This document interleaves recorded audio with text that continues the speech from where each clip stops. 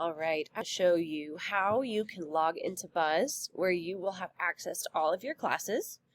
And I'm going to start at the Alamosa homepage. So from your web browser, I would recommend using Google Chrome. Google Chrome is going to be much easier to sign in as a student, to access your other resources. So from Google Chrome, if you go to alamosa.k12.co.us, you might already be there. When you scroll down on the right-hand side, you will see the quick links. From the quick links, click on Buzz. Now, I recommend, once you've clicked on it, to go ahead and favorite it. So in the future, you won't have to go back to the home page. All you'll have to do, you can see I have it here with my favorites, is click on the little button. So from this site, you will put in your username, which is going to be the first 5 letters of your first name, and the first 5 letters of your last name. This username is the same as the first part of your student email. You just won't put in the rest, the @alamosaschools.org. So the first 5 and the first 5 of your first name and your last name. Now some of you might have a username that has a number at the end.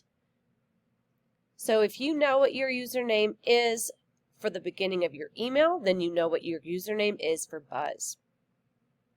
Now your password.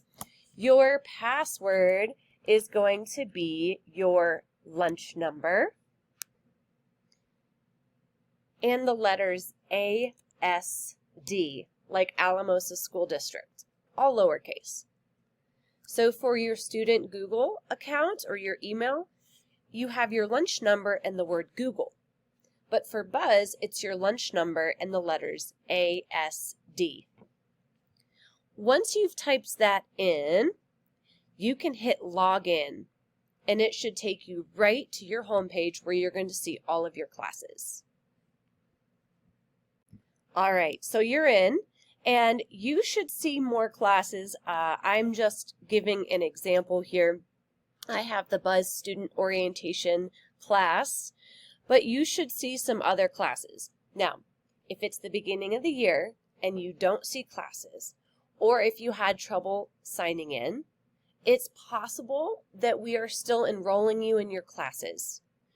If you are an elementary student and you come in and you don't see any classes, send your teacher a message in Remind.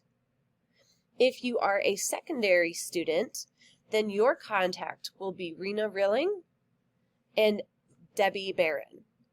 But it's possible the classes just haven't been uploaded yet, so be patient. But as long as you can get signed in, then you are where you're supposed to be.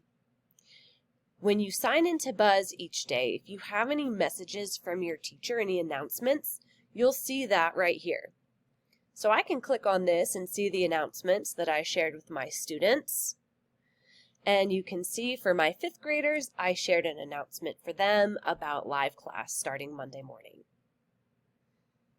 In order to communicate with your teachers, you will have to be in the class. So you'll actually click on the class, and once you're in and